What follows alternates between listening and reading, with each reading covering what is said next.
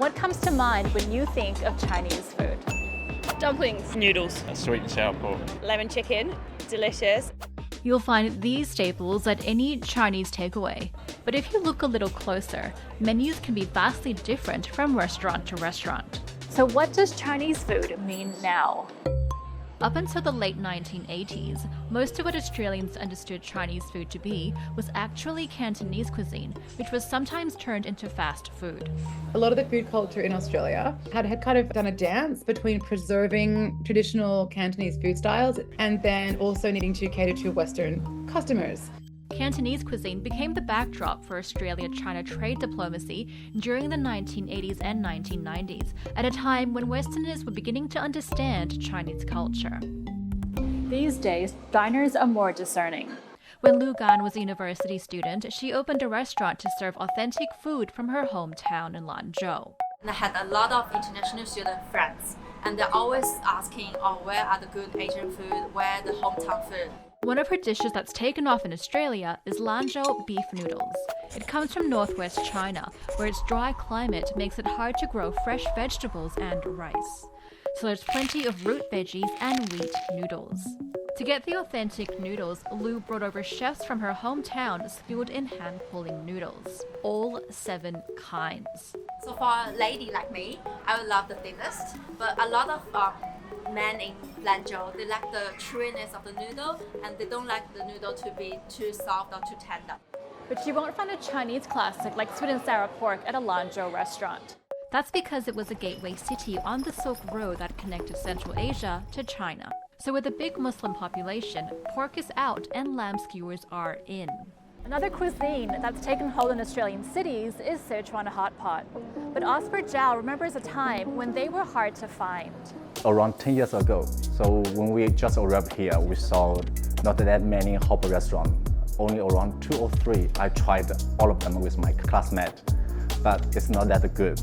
That's why we think it's a very perfect opportunity for us to open a real Chinese hotpot restaurant here, like a real Sichuan cuisine here. At the start, most of his customers were Chinese migrants and tourists. But now many Aussies are swapping honey chicken for hot pot. But they don't always get it. What kind of restaurant makes you cook your own food? A lot of customers, they might confuse and ask why we have to pay to cook our own hot pot in the restaurant. Over the time, so we've seen an increasing number of the customers from the local, especially the young people, because young people, they are eager to try some new things and experience. Known for its punchy flavors, fresh ingredients, and liberal use of spice, it's hard to overestimate the influence of Sichuan cuisine in Chinese cooking. It's hailed as one of the 4 great cuisines along Shandong, Cantonese, and Jiangsu. But why are all the regional cuisines starting to become mainstream in Australia? Historian Sophie Loy-Wilson says the most recent renaissance in Chinese food has been fueled by the migration of international students and their families who are wealthier than previous migrants.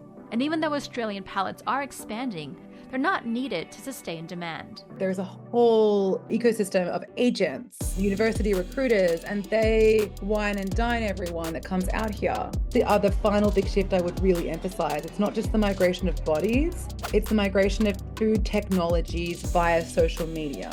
And this is just the latest example of culinary exchange dating back to the 19th century gold rush.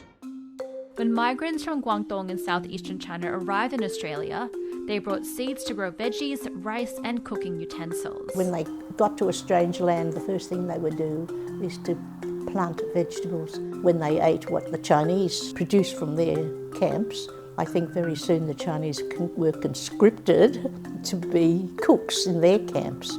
I think the love of Chinese food began there. Besides eating for pleasure, Cantonese food was arguably born out of necessity when Aussie miners were subsisting on mutton and damper. Being a miner is bloody hard. You're more likely to survive if you get better nutrition. So the Cantonese diet, included better nutrition. But Cantonese cuisine is no longer the juggernaut it once was. Other regional cuisines began competing with it when Chinese migrants arrived after World War II and the Tiananmen Square massacre. Our sons, our grandsons will live in this land. Our home is here. Australia. While Elizabeth is excited about the evolution of Chinese food, she's also nostalgic for Cantonese culinary techniques and delicacies that aren't passed down through the generations. The food is now being given over not to the inherited families, as it was in the early days, but to the new people arriving from Asia. There's going to be a fresh new look, a changing of the guard, a younger brigade, because the old traditional chefs, their children have not wanted to carry on. I can't work out myself exactly which direction Asian food will be going. But Australia itself is such a rich multicultural country that the food has to follow that as well, doesn't it?